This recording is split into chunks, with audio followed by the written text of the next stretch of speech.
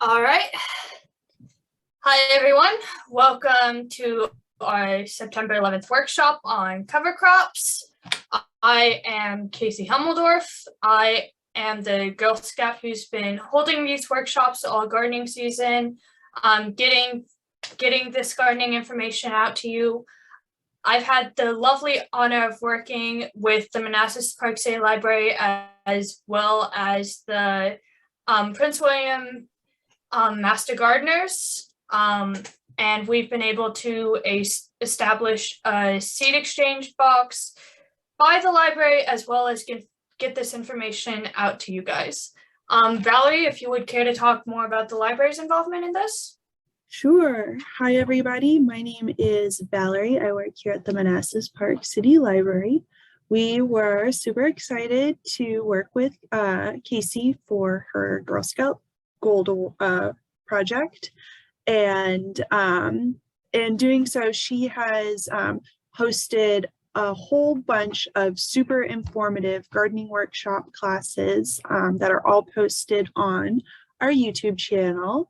And she's also installed this really cool seed library outside of the library. So we're located at Bloom's Park, and we get a lot of nature lovers and hikers out there. So it gets a good amount of foot traffic, but it is a free seed library. So there are free seeds for people to take, and you can also leave seeds if you have any you want to donate to the community. And Casey has also provided these really great seed saving packets to accompany the project as well. So she's really gone full cycle in providing all of the information that our community needs, which at the library we love to see. We love seeing the community involvement and bringing new information to everybody. So we'll include all of the information about the seed exchange in the description box for today's video. But yeah, I think we've been really excited to partner with Casey throughout her workshops. So Casey. All right, thank you, Valerie. Now, overview of the workshop and rules today. We got our introductions done. Again, this week's videos are on cover crops. The videos are provided by the VCE Master Gardeners. We're guessing it's going to take around 22 minutes, maybe a bit more, maybe a bit less. Add-ons and final remarks and announcements. Don't know where the minutes went for that, but roughly 20 minutes, give or take. Oh, the minutes fell down over here. Anyways. And then our Q&A and closing is going to be roughly 5 minutes, give or take. Rules and discretions, please keep muted during the videos and put your questions, comments, anything you want to say into the chat. I love seeing the chat blow up. I love seeing you guys' participation in all this. I know that a usual rule, if you watched any of our previous workshops, is no spamming in the chat. One of my close family members always talked to me after the workshops of how much she wanted to spam the chat. So as a little thank you for supporting me through all of this to her, I'm letting you guys spam the chat today. So go at it if you want to. These sessions will be recorded and uploaded onto YouTube.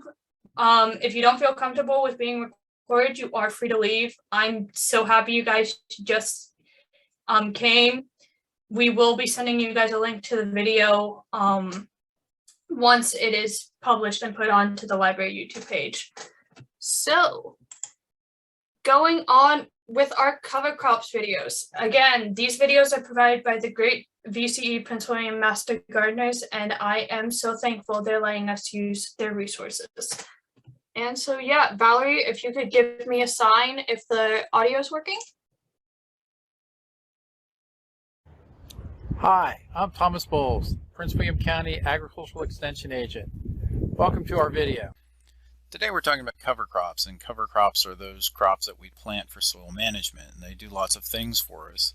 Prevent erosion, increase organic matter, hold on to nutrients, sometimes they'll add nutrients, They increase the annual solar capture from the sun by having crops in the ground when we otherwise wouldn't.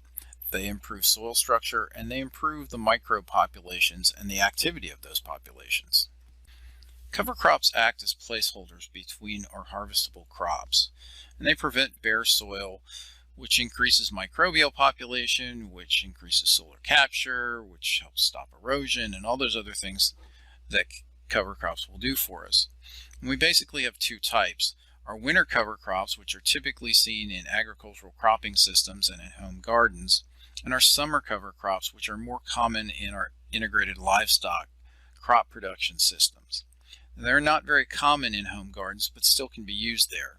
Though you can use practically any plant as a cover crop, there are basically four categories that we tend to think of with cover crops: grasses, legumes, brassicas, and other forbs. Here we have some examples of summer cover crops. On the left we have sun hemp, which is a legume and not related to marijuana at all. We have cut flowers in the middle, and we have sweet sorghum, which is a grain, on the right. More summer cover crops here, again sorghum and sunflowers. This is buckwheat, which is a summer cover crop, and it grows relatively quickly from seed to flower and then dropping seed again. So it can be used in a short period or it can be used long term because it does a very good job of self-seeding. This is cereal rye, one of the most versatile of our winter cover crops. It has a wide planting range and it's really handy for a number of things. It stops erosion, it prevents weeds, it pulls up nutrients that are water soluble that otherwise might get leached out. At the end of the season, you can cut it and use that biomass for compost, or you can cut it as straw and use it for straw in the garden. This bit of brilliance is crimson clover. It's a legume, and so it's going to be adding nitrogen into the soil. This is a cover crop that we plant in the fall. We want to get some maturity to it so it survives the winter. We're kind of at the northern edge of where crimson clover is winter hardy. Crimson clover has these lovely crimson red plume flowers to them. Bees just absolutely adore them. This is another winter legume. This is vetch. In this particular case, it's common vetch. Common and hairy vetch are acceptable for cover crops, but never use crown vetch. Crown vetch can be invasive. This is an interesting crop because it does have flowers with nectar for pollinators, but it also has nectar areas before it flowers that allows it to give off nectar early in the season for those early season pollinators before it's even flowered. This is winter wheat, and like rye, it's planted in the fall. We allow it to go semi-dormant in the winter time, and then in the spring it starts growing again and it puts on most of its biomass. The white flowers you see here are from daikon radishes, another cool season cover crop. This is also daikon radish. This field of daikon radishes is probably, early fall. And daikon radishes are very good at digging deep with these massive roots of theirs. And this concentrates nutrients, but it also helps aerate the soil. It also provides a lot of biological activity in the soil, especially after winter freeze when the plant starts to die and that root starts to get taken up by microbes. The high biomass on the top also will die and mat down and act as a weed barrier. So it's a very versatile cover crop. Let's start talking about uses in the landscape. The most common use of cover crops in the home landscape is in the vegetable garden. Typically we see cover crops used in the garden over the winter when the garden is otherwise not producing. Grains are often used for erosion control and some weed suppression. Legumes are typically used to add nitrogen to the soil. Brassicas, especially daikon radishes, are used for breaking up heavy clays. Here's some of the typical cool season cover crops we use in our demonstration garden in Bristow. Cereal rye, crimson clover, daikon radish, and vetch, either common or hairy, tend to be the ones that we use the most. While not as common as winter cover crops, our warm season cover crops do get used in the garden. Buckwheat primarily because it can go, again, from seed to flower and dropping seed in a relatively short time. It makes a good placeholder in between summer crops. These other warm season cover crops we tend to use as placeholders. Maybe we're letting a bed go fallow, maybe we're restoring the bed, want to add some more nutrients.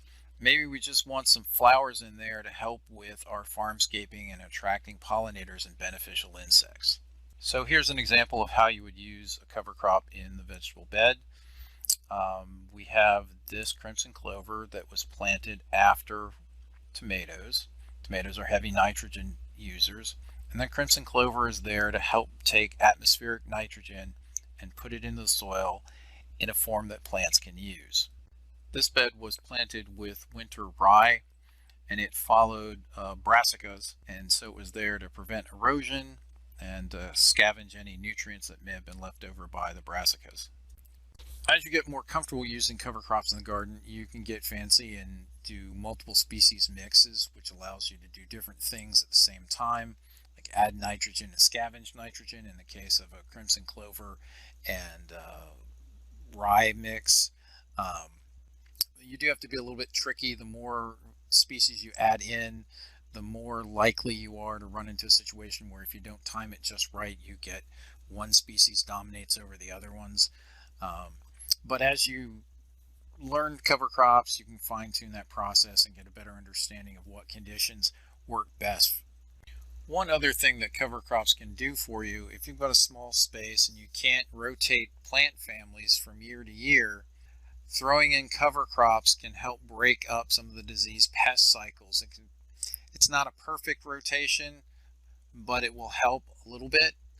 And so it's something to think about. You know, if you've got a small space, you can still use cover crops, and it can help break up, especially those of us who are just planting tomatoes and peppers. Having some different family to spend the winter in the garden will help with the biodiversity in the soil, and in the end will help with the soil in the spring and make next year's peppers and tomatoes a little bit more healthy. The soil in my hand is the parent material for the bed that I'm squatting next to. A year ago from when this video was taken, we had converted this bed from turf into a vegetable bed. And you can see the parent material. It's clumpy, it's not super bad, but there's not a lot of organic matter in the soil. But if you compare that with what we've had as a bed that's been in cover crops for a year, you can see that there's a lot of root mass in there. Even though that turf was in that ground or covering that ground for decades, there's not a lot of root mass there. However, after a year and a half of cover crops, we've got this nice organic rich soil. The cover crop that we're incorporating here has a lot of fibrous root mass that's going to go back into the soil. Cover crops are something you might see in the cut flower industry, but they're not usually seen in the landscape. If you can get away with it, it can be a handy tool to enhance your landscape. Cover crops in flower beds is a great way to enrich the soil and can provide some neat winter interest. However, getting them past your HOA isn't always easy. It really depends on what your HOA will tolerate as to whether or not you can do cover crops in a flower bed, especially in the front yard. Here we have a perennial bed that's got some spaces in there for annuals. And in the background you can see there's some crimson clover blooming. That was put there to help nourish the soil and to add nitrogen into that bed. While this may look like a weedy mess, this is actually cereal rye with common vetch. And this is late in the spring. If this were in the front yard, probably wouldn't let it get quite this high and quite this unmanageably looking. But the vetch is there providing nitrogen. The vetch and the rye together are suppressing weeds. They're providing diversity in the soil. These cover crops were put there last fall, basically to take an old, largely weedy flower bed and restore it. Probably the most difficult part of the landscape to have to deal with is the hell strip between the sidewalk and the pavement. This is typically extremely dense, compacted subsoil. It provides little infiltration of water. There's little oxygen, there's not a lot of organic matter, there's not a lot of room for roots to grow. Given these relatively unforgiving conditions, it's not surprising that very few things grow well in the hell strip. A lot of people try and grow grass and just end up with weeds. Some people try and grow flowers, but find it's difficult because of the poor drainage and because of the thick, heavy subsoil. We can use cover crops in this space to help remediate this soil and make it a more hospitable growing area. This particular health strip was planted with a combination of purple top turnips and crimson clover. Ideally, it should have been crimson clover and daikon radish, but in a seed mix-up, it got turnips instead. In this case, the crimson clover didn't get quite as well established as we would have hoped. Fortunately, I don't have an HOA that's going to complain about what it looks like. I did let the turnips go quite a bit longer than I normally would have, just because they're also serving double duty as a trap crop for harlequin bugs. I'd much rather have the harlequin bugs in the front yard away from my brassicas in the backyard where I'm growing broccoli. Using my cover crop as a trap crop also allows me to kill adults, find egg masses, and destroy them before they can be a problem in my vegetable garden. So here we have one of the turnips that got planted. Doesn't look like much. So when we pull up that turnip, we find that it's not very turnip shaped and it's very malformed. We can see that there are a lot of fibrous roots, not too many strong tap roots. There are a few. Now this is something that we're going to have to do several times to get that deep penetration into that heavy compressed clay. We talk a lot about right plant, right place in extension, and this is the right plant that we should have been using in that space. We should have had daikon radish instead of turnip because daikons have more penetrating power. These are daikons that were planted last fall in a very compacted area that used to be a footpath and now is being converted into more bed space. These radishes were in very similar conditions, heavily compacted clay, not a lot of organic matter, and you can see the difference in the way that this radish formed versus the turnip that we saw in the health strip. Daikons will do a better job at breaking up clay than turnips will, but this is still a long-term project.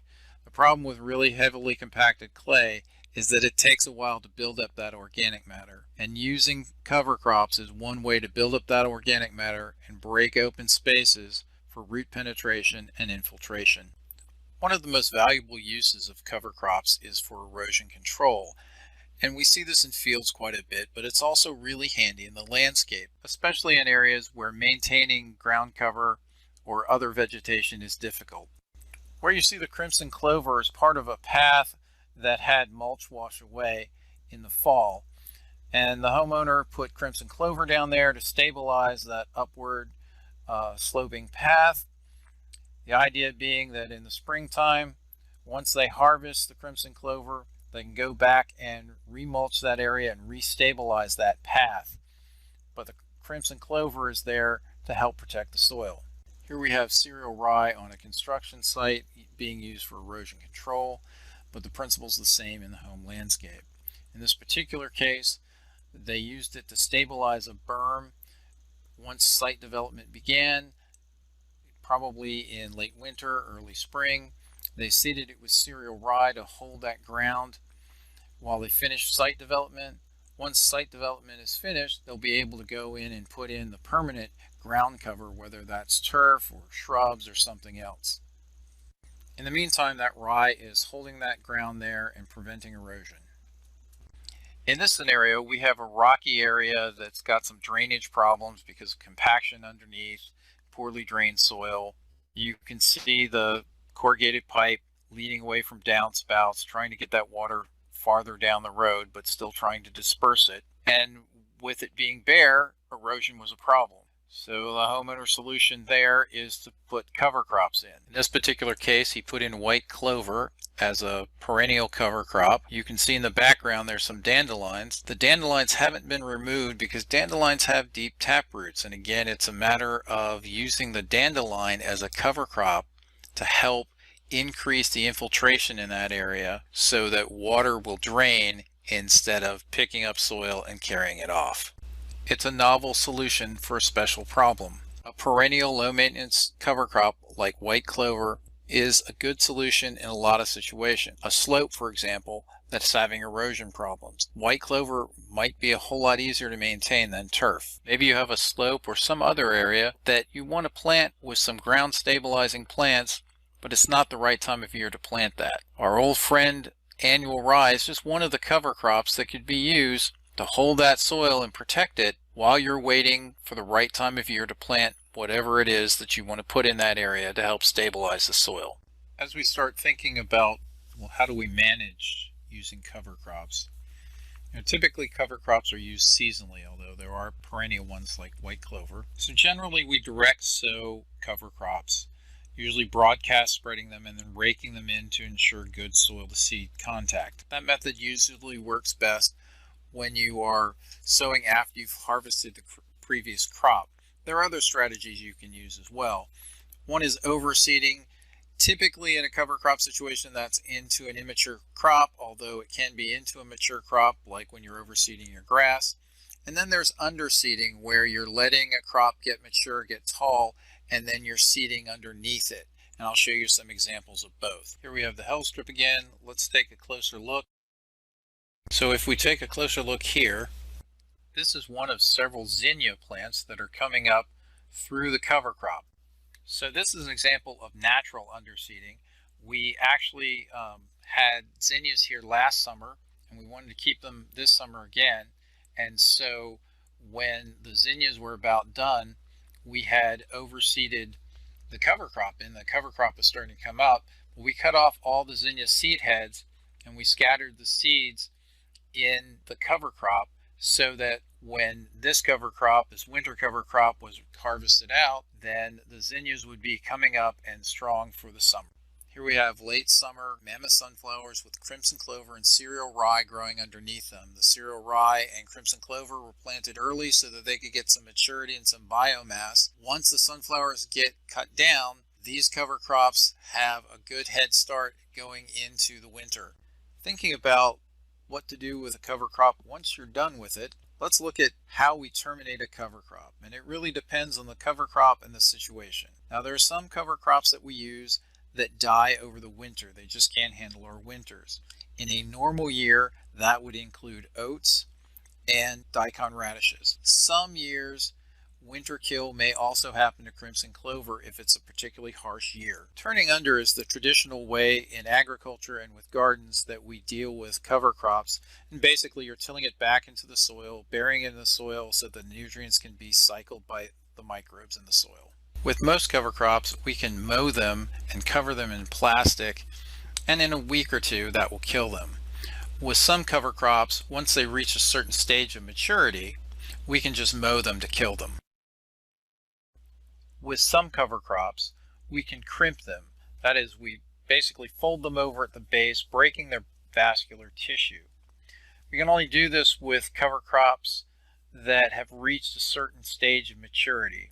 Cereal rye is the cover crop that tends to be crimped the most. Herbicides really aren't recommended for the home landscape to kill cover crops. They tend to work better in agricultural systems. In the home landscape, herbicides can cause collateral damage to other plants that you may want to keep. There are also the inherent risks to health, both human, pet, and environmental. Daikon radishes typically freeze kill in our area, so ideally you want to plant them earlier in the fall, get a lot of biomass onto them so the taproot grows really long. Once it freeze kills, all of the top growth is going to die and drop down and mat over and become a nice mulched area where it's going to be hard for weeds to come up through. The taproot is going to be taken by microbes, and they're going to process those nutrients and return those back to the soil, and that'll help open up the soil. Here's an example of mowing or cut and cover. We've cut down this cereal rye. It hadn't reached a point of maturity. It's early. We want to get brassicas in March, and so we cut it down, we cover it with black plastic, and 2 weeks later we're ready to plant into it.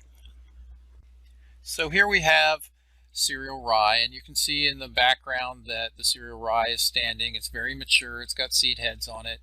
We're looking at cereal rye that has at least met the dough stage of seed production, and we've crimped it over again, so that's folding it at the base right where it comes out of the ground, destroying that vascular connection, and so we end up with this mulch that covers the whole bed, And now all we have to do is make a little space and we can put plant starts right in there and we're ready to go.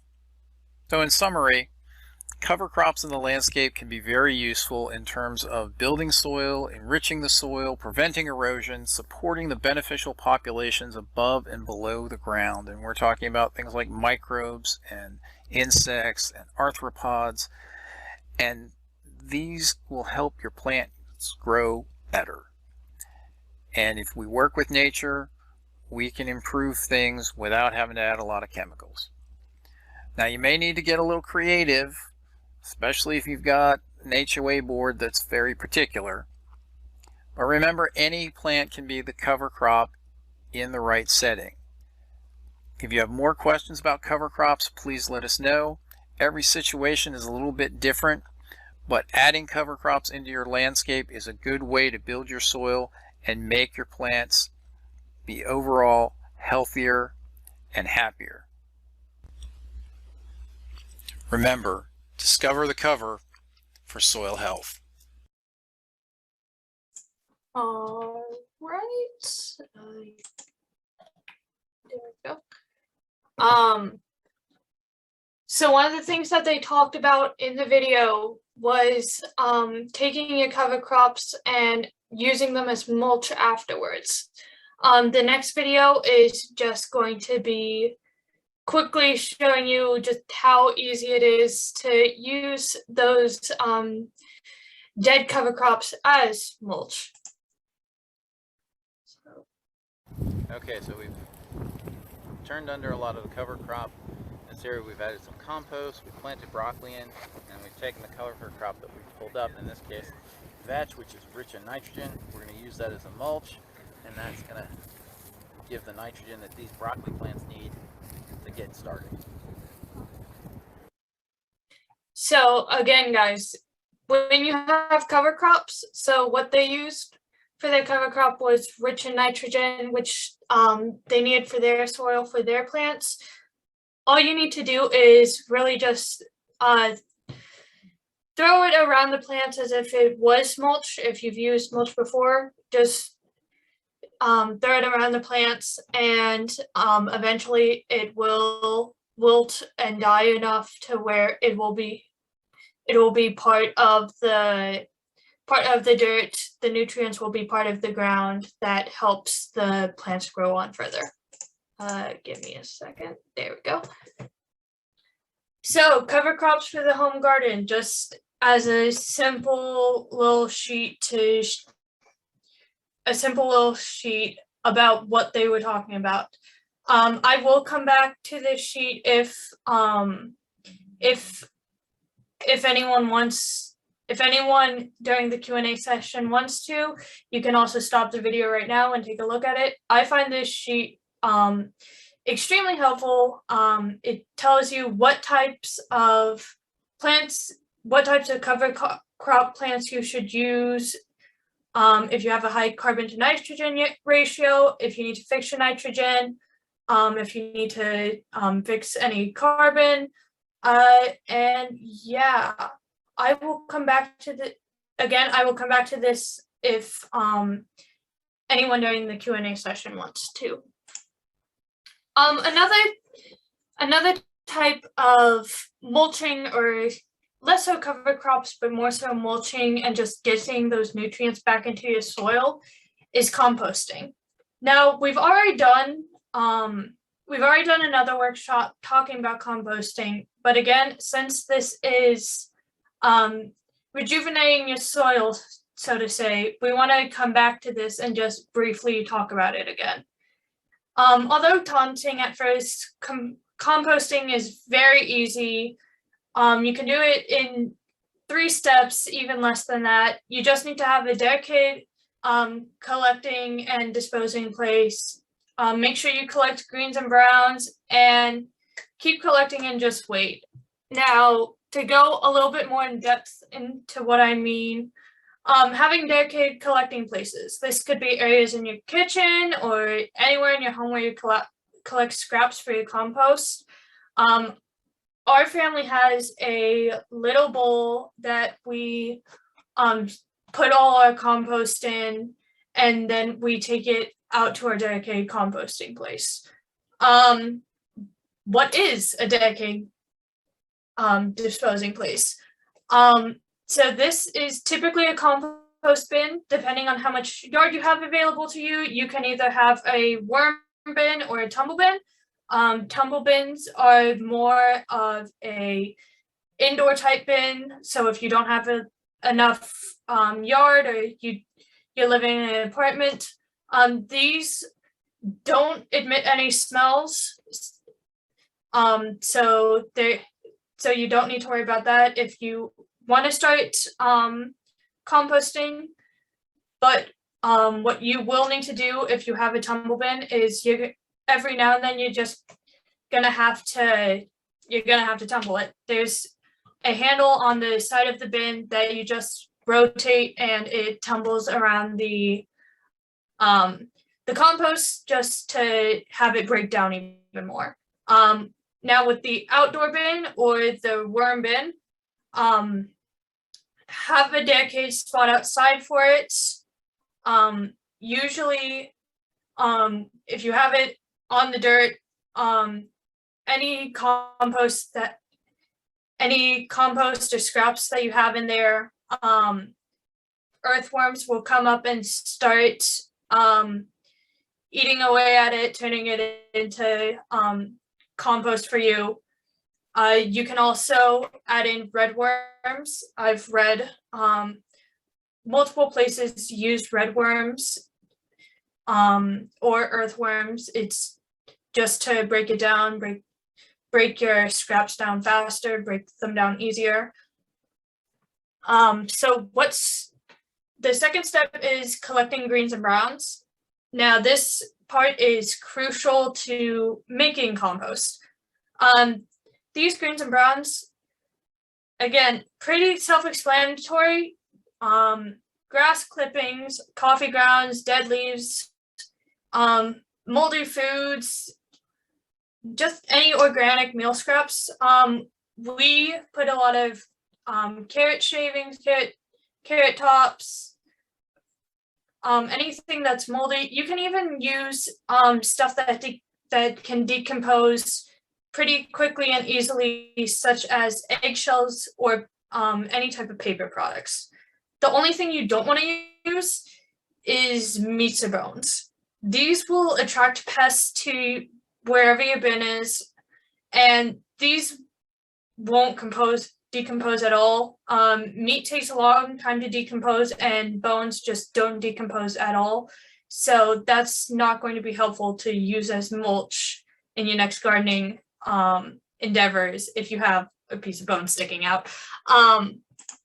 And then for step 3, keep collecting and wait.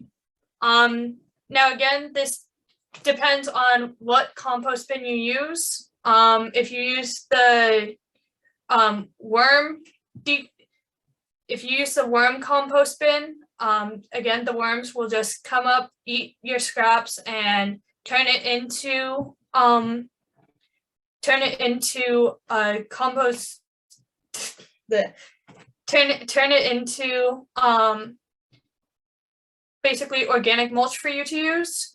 But if you do have a tumble bin, every now and then you can't just sit and wait like with a worm bin. You're gonna have to just turn it every now and then. But if you start collecting scraps now and putting them into compost bins, you'll have perfect fertilizer by the time next growing season comes. If you want to learn more about cover crops, we did find some links on cover crops that go with the Virginia Cooperative Extension. I have short little bit.ly links on screen right now. So the first bit.ly link, it just talks about what's the beneficial uses of cover crops, why you should do cover cropping, how it helps with the soil, how it helps with the soil. it talks about how it can improve the quality, how it can stop the erosion, how it can break down any compact soil. Our second bit.ly link is just, it talks about multiple different types of cover crops and what they would be best used for, and it has charts showing you what you can use. It also has descriptions telling you it's big to drastically simplify it. It's a longer version of this. It's a more detailed version of this. It tells you what types of cover crops are great for if you have low nitrogen, if you need to break down your soil more. And it's just a more in-depth look at different types of crops that weren't covered in the video. Yeah, so Valerie, do you have anything to add on for this lesson?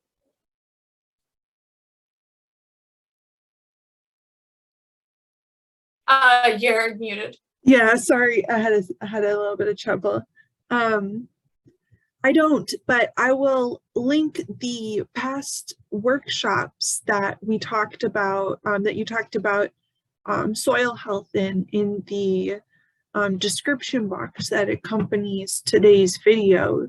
That goes into a whole lot more information about the different components of soil, and it's a lot of really great information that I think would be helpful to review when you start getting into cover crops. But I think cover crops are a really great way to maximize your garden, and it's one of the more eco-friendly ways to do it, I think, especially when it comes to buying mulch every season to cover your plants. That's always struck me as odd, especially when there's such a great eco-friendly option. So that was all I had for today's video, but I'll be sure to link the relevant past videos in the description box, Casey. All right. Well then, thank you, Valerie. Now, guys, I might get emotional during this segment of the presentation. It's just this entire project has been so big and meaningful to me. This is the last workshop we're doing of the gardening season, and I am beyond ecstatic and so thankful for how everything has gone down, how all the participation that I get in the workshops, all the participation that we've seen throughout the community with the seed exchange box. We cleaned out the seed exchange box before the gardening season even ended, and I was beyond shocked about that.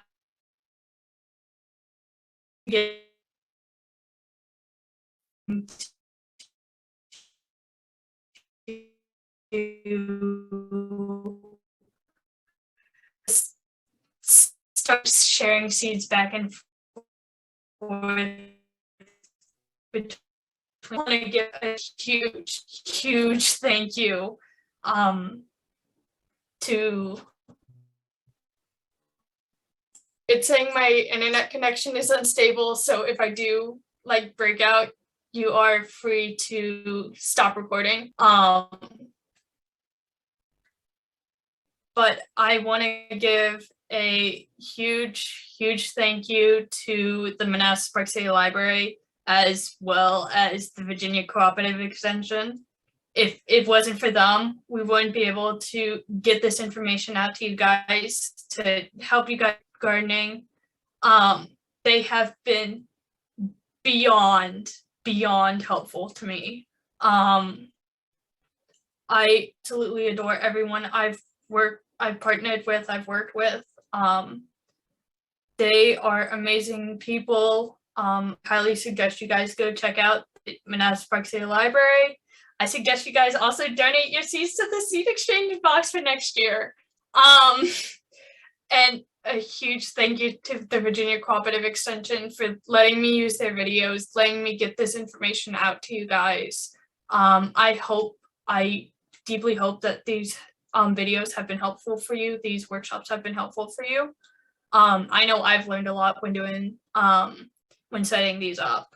So thank you to my partners so much for this.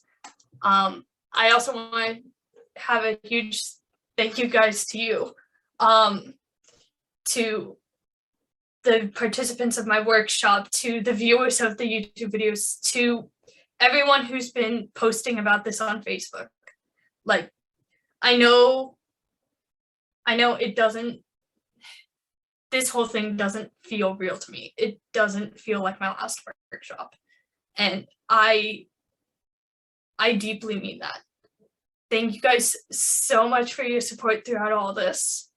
It is mind-blowing what I've seen, the impact that this has made on you guys.